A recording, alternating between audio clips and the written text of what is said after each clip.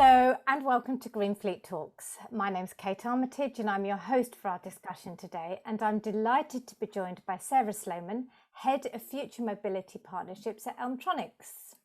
Hi Sarah. Hi Kate, thank you so much for having me on. It's a pleasure, it's a pleasure. Sarah, by way of introduction, could you tell our listeners a little bit more about Elmtronics?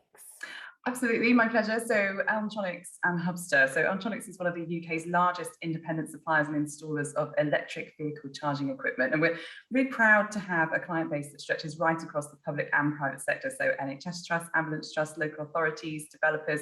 What we try to do is offer that advice and guidance piece as well as supplying the technology and the equipment. And we kind of see ourselves as being there to help along the journey, not just now when you're doing it, but as you evolve through the decades to come. Yeah, which is so important with this new technology. There's a lot of learning to be done along the way. Absolutely. So at the end of this month, the 26th Conference of the Parties, which is better known as COP26, opens in Glasgow, where the world's leaders will be coming together to agree actions and targets on the long-term goals to become net zero by 2050. Today, Sarah and I are going to be discussing the role that electric vehicles will play in this global stage and where the UK can take the lead and how Elmtronics is at the forefront of this transition.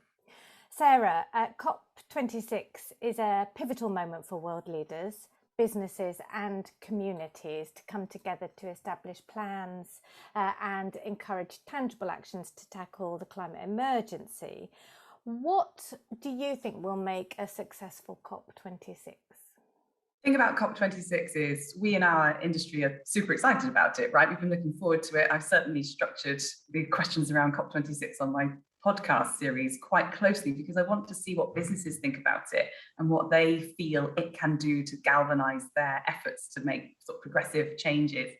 But it worries me that individuals and communities and families haven't quite grasped what COP26 means for them because there's nothing tangible to it yet. And I'm hoping that a successful COP26 is going to be resulting in lots of pledges, lots of businesses and communities really nailing their colours to the mast about what they think is important about climate change and what they feel they can do and how they're going to go about doing that. And we as a nation have declared climate emergency. We're fully accepting now of that we're in code red for humanity. We've seen movements like Extinction Rebellion, and like it or loathe it, it has had an impact. People are talking about it and changes have been made as an occurrence of that. And the UK's government has long since been a champion of the UK becoming seen as a green leader with lots of fiscal stimulus, lots of money for grants and funding to make sure that people are able to implement infrastructure that can help individuals to make their lives easier in a green and sustainable way. And that can be anything from electrified micromobility, from microscooters and e-bikes right through to what we do with electric vehicles, and into the future perhaps it'll be hydrogen for heavy haulage. Whatever that technology is, the UK has always had an eye on that final prize. So I'm hoping that we're going to be really proud of COP26. I'm hoping we'll do ourselves proud to the nation. I hope that we're going to see lots of fringe events, lots of excitement happening in and around Glasgow, but also stretching across the nation as well. So we'll see. It's a 2-week-long session. I think there's been positives and negatives to have come from it already. But for me, to make it a success, people need to pledge, state, and then do. Okay. Oh, well, Sarah, that's a great answer. And actually, hearing you talk about that and taking it from this kind of macro global level and saying actually this is about individuals and how they respond makes me think a little bit about when the UK hosted the Olympics in 2012, you know, and that legacy that we're still seeing and we're still benefiting from 2012. And if we can achieve the same thing from COP26 and that legacy lasting for a generation, it would be amazing. Well, I think it will happen because, using your example, something like cycling was always a national pride. However, it exploded after the Olympics. And I think because humans are very tactile creatures, we want to touch and feel things and find our way for ourselves. We don't like to be told what to do. So I'm hoping, in particular with COP26, that they reach out to schools. I would really like to see primary schools and secondary schools and colleges structuring those 2 weeks of their usual curriculum learning around COP26 and what it means for them, because ultimately they are our future. And I think us as individuals in the industry have a responsibility too to talk about what we do, even if other people will find it perhaps a little dull because it's not relevant to them yet. But in transportation and electrification, we're touching lives, we're changing the way people move around the country, and that's not to be underestimated. So we do have a responsibility to make sure we ourselves are leading by example, not just the Parliament and the government and the local authorities, it's us as individuals too. Okay, so let's zoom that in and thinking about Elmtronics. We'll talk about the electric vehicles bit in a minute, but what's Elmtronics doing as a business and doing with its employees to support this goal of net zero? One of the reasons why I have always loved Elmtronics. Now, we were talking about this before we pressed record, but I think I've known them for nearly 5 years, and I've watched them just grow, and they've grown so organically and so morally right. They do everything through trust and care and guidance, and that kind of love seeps out into the deployment of the electric vehicle charging infrastructure and the advice and guidance along the way. So, but as a company, we're highly committed to net zero. We have been before COP26 was on our radar. All the offices, I'm here in the Bristol and Bath Science Park. This is an innovation hub. This is a sustainably built building, and they rent this space here to be part of that culture. And up in the HQ, which is in the northeast in Consett, County Durham, it's no different there. Obviously, the usual recycling and lighting, that's all standard, of course.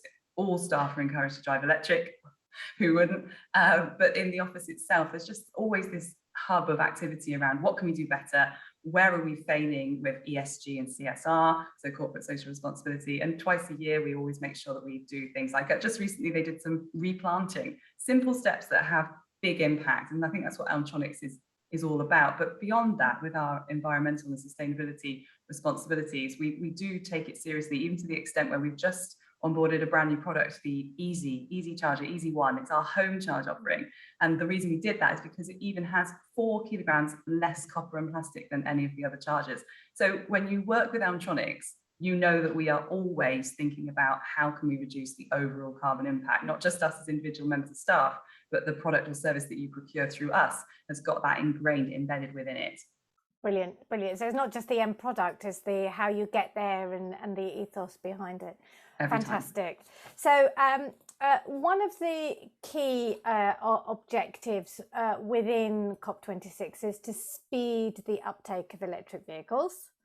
What is Elmtronics doing to support businesses and public sector achieve this? It's really difficult with public sector and private sector because there are differences between the two, not least of all the responsibility that the public sector has to its individual residents in their region. So we know that, and we know the pace of change can be quite different between public and private sector. So I use a phrase which is measure twice and cut once. I'd rather people took the time to develop an efficient fleet strategy and identify the steps they're going to take and put a sort of incremental time on each of those steps to make sure that they're doing it in the right order and not wasting any money. That's the last thing we want people to do. What we will never do is try to hoodwink people into putting in a whole ton of chargers. What we will do is say that if you procure these chargers, they come with load balancing, they have efficient dynamic charging, they are sustainably sourced and also modular and scalable, so you won't be having to put them in the skip in a few years' time because you made a poor purchasing decision. We make sure they're OCPP compliant so that there's high telemetry, and also interoperability is a possibility with our chargers too. And then Hubster itself is just expanding. It's always been a charge point operator tool, always puts the power in the hands of the people that own the infrastructure. You can see the chargers, see if they're online, see if they're operational, give them a kick, make sure they're being functional. But more than that, we've been doing 3 months now of market engagement feedback exercise with our users and trying to find what our public and private sector people really want from that software.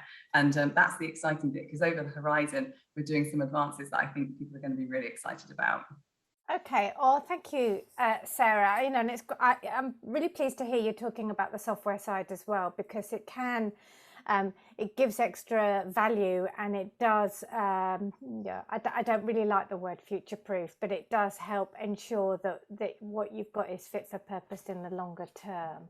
I think the software actually underpins it all, because there are a lot of chargers and they are highly intelligent, and it is the right tool for the job, the right charger in the right place, of course. And that's obviously all part of our advice and guidance, and not to mention the power availability on site may require some clever software changes. But the software itself really does I used the phrase a minute ago, put the power into the hand of the operator, because it means you as an individual site owner have full control over that. And with the cloud-based system, you can at any time receive the upgrades that we'll inevitably be doing. And I think that means that you can rest easy that we've got it covered. We've thought about it for you. And as we're one of the oldest in the industry, we know the problems that are due to come. One of my roles as future mobility is just to keep an eye on that, keep an eye on what's coming over the horizon, keep an eye on what technology is out there, and making sure that we're not giving advice that is going to become out of date quickly. And that's why we win the awards, because not only do we care, we give advice that is founded rather than opinionated, and our equipment is world class. So this is why we're so proud of what we do. We really try hard. Brilliant, thank you. So I'm going to move the conversation outwards a little bit and say, you know, all eyes in COP26 will be on the UK as the host, and with its commitment to the delivery of vehicle electrification, what more can the UK do to lead the way with this demonstration of EV charging infrastructure combined with clean and innovative charging technology? It's a funny one, really, because whilst I'm passionate about EV chargers and I'm passionate about EV charging software, I don't think the general public necessarily is. Oh, they are. They must be. I am. I'm with you. I'm glad you are, but I think I always have this thing that I call pub chat. If you go to the pub and you hear people talking, they're very rarely talking about what power rate they got from the charger into their vehicle. They're mostly talking about the vehicle themselves. So I think what's really great about our industry is how we work across the board. So our energy sector, our transportation sector, our manufacturing sector, we all talk behind the scenes, but Joe Public and the consumer doesn't know that we do that. So for example, last week at Fleet and Mobility Live, we had Polestar doing ride and drive, and that meant there was a queue for them out the door. And then it was really nice sort of segue almost to say, you really like the car, you're going to consider placing an order. Have you thought about your charging equipment? Because people didn't need to do that before. They just chose a petrol or diesel and they knew that there'd be a petrol pump down the way. But now they have to plan their journey a little more. And that is changing. There will be a time where you can just drive past chargers at any stage of your journey and know that you can use them. But right now, there is that element of charging. So as a nation, we need to get bums on seats. We need to get people into the vehicles, falling in love with them, deciding whether it's right for them. We need to be thinking carefully and scratching our heads whether or not replacing every single internal combustion engine vehicle with an electric vehicle is the right thing to do, or whether there's clever ways of reducing fleet sizes altogether. This would be hugely advantageous for COP26 and our climate targets, not least of all for clean air, but just less manufacturing and longevity of the vehicle means that there's less waste along the way. So I think that's pretty much the panacea. If we can reduce the number of vehicles on the road, make space for essential vehicles, make sure those essential vehicles are in fact zero tailpipe emission and they're recharged with renewable energy, we'll be well on our way. Yep. But at this stage, with only 9 years to go until the ban of petrol and diesel, we've got some big strides to take. And I just hope COP26 galvanises that. Brilliant. And I was pleased to hear you mention renewable energy at the end as well, because with electric vehicles, there is this, we are in this very rare space where actually we can bring benefit to the transport system, but also bring benefit to the energy system. So it's fairly unique in that sense. You're so right. With the future-proofing element in mind, if we foresee a future where the grid is full of renewable energy that needs to be discharged and plonked somewhere, then what's better than a fleet of electric vehicles sat there overnight? Yeah, absolutely. And we've seen as well with the recent issues with petrol and at the fuel pumps, again, EVs do help to bring a robust element to a fleet in terms of just that diversification of fuel. So Sarah, before you go, let's just have a quick chat about EVROS, which is the EV Rally of Scotland, which is taking place from the 8th to the 12th of November in Scotland to coincide with COP26. I believe that you are one of our drivers for the event. Could you tell us a bit more about that? really couldn't be more excited about it. I even posted on LinkedIn the other day that I'm in the losing sleep phase, trying to plan how we're going to charge and what I'm going to pack and how light I can travel just to make all those incremental differences. But the Rally of Scotland really captured my imagination because it's a really demonstrable thing to do. It's something that I can talk about to my friends and family and the public, and they get it and they understand it and they like the idea of that demonstration piece. So I've taken the week off. It's a week of annual leave for me. I'm going to be really enjoying sort of immersing myself in the scenery and the journey. And I'm not sure who I'm driving with each day, but I can't wait to find out. I realize on day 1, it's definitely Polestar. Day 2, it's definitely Kia. Day 3 is Maxus. And I think the last 2 days are probably going to be the Vito. So I personally get to experience a whole range of vehicles, which is something that I was really hoping for. And Scotland is just such a beautiful, iconic place. And to see so much of it, 1,200 e-miles. Yeah. Even if this happens again in the future, which I hope it does, I am so proud to be there, and the first time it's ever been done, and I'm so grateful to GreenFleet for that. I'm very jealous, Sarah. I'm only doing day 1, but it does sound like you've got yourself a busman's holiday lined up there beautifully, and I hope the weather is kind and the scenery is beautiful for you, as we all know it is in Scotland. Oh, thank you. I don't even mind if it isn't, because then that really puts the vehicles through their true paces. We're not a sunny nation. So it'd be great if we can at the end say these vehicles performed exactly how we expected them to. We were in full comfort the whole time, and let's be honest, moody mountains, that's what I want to see. Yeah, true. Very, very true. Unfortunately, that is all that we've got time for. Thank you, Sarah. It is always a pleasure talking to you. And thank you to Elmtronics for joining GreenFleet Talks. And thank you, everybody, for watching. Thank you, Sarah. And thank you for having us. And we'll see you at the GreenFleet Awards on the 1st of December. I'm looking forward to it. Very much. Thank you. Bye for now. Please tune in to GF365 again soon.